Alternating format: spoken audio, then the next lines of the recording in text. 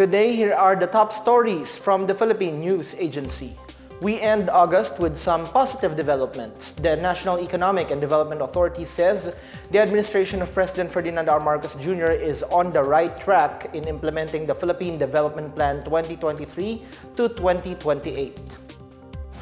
In an interview, NEDA Secretary General Arsenio Balisacan says the latest Philippine Development Report from last year shows that the implementation of the PDP is progressing positively. Balisacan admits while there are some issues that have been identified, he says the government is working on solving these to achieve development goals, specifically in lowering poverty to a single-digit rate. He says a key aspect of the PDP is to ensure that the employment opportunities given to ordinary Filipinos are high-quality jobs and are felt across the entire country. Balisacan also stresses the importance of rural and regional development in achieving inclusivity. Next year marks the midterm of the Marcos administration. Balisacan says NEDA plans to come up with a midterm reform to evaluate the progress of the administration's plans and programs and to learn from the lessons from the first 3 years to effectively achieve its development goals. Shifting to updates from the palace, President Ferdinand R. Marcos Jr. has appointed Joseph Francisco Jeff Ortega as the new chairperson of the National Youth Commission or NYC. According to the Presidential Communications Office, Ortega's appointment reflects the government's commitment to empowering Filipino youth and ensuring that their voices are heard at the highest levels of government. The PCO also says Ortega is well-equipped to lead the NYC with his extensive background in tourism and youth advocacy. Ortega previously served as Regional Director of the Department of Tourism in Ilocos since 2019, where he led various initiatives to boost regional tourism and promote sustainable development. Ortega holds a Bachelor of Arts in Political Science degree from the Ateneo de Manila University, completed in 2013, and a Master of Business Administration from the Ateneo Graduate School of Business, earned in 2023. Ortega will replace Ronald Capdema. The Philippine Statistics Authority assures it is working on the continuous issuance of the national ID cards. This as the Bangko Sentral ng Pilipinas terminated its contract with the supplier for the national ID card production.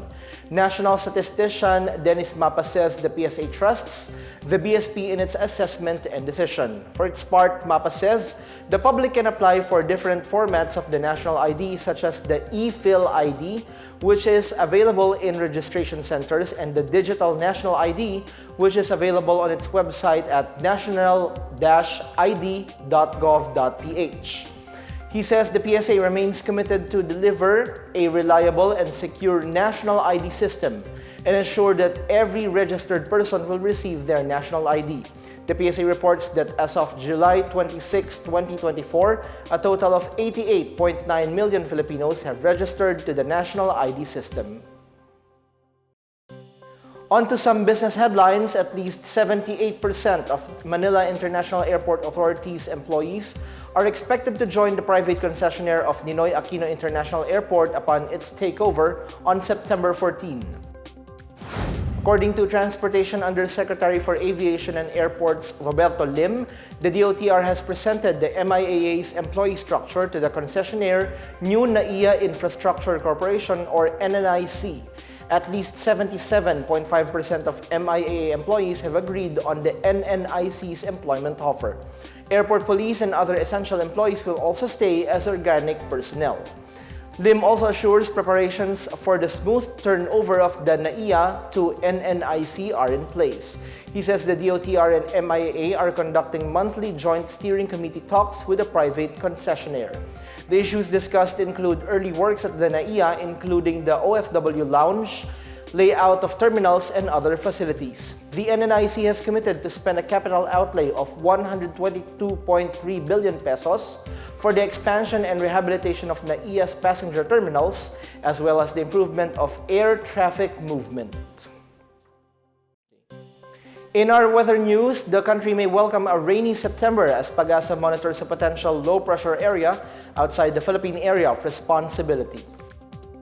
The Weather Bureau says the cloud cluster spotted east of Mindanao is likely to enter the PAR and develop into an LPA within 24 hours. The LPA is forecast to bring rains throughout the weekend up to the first days of September.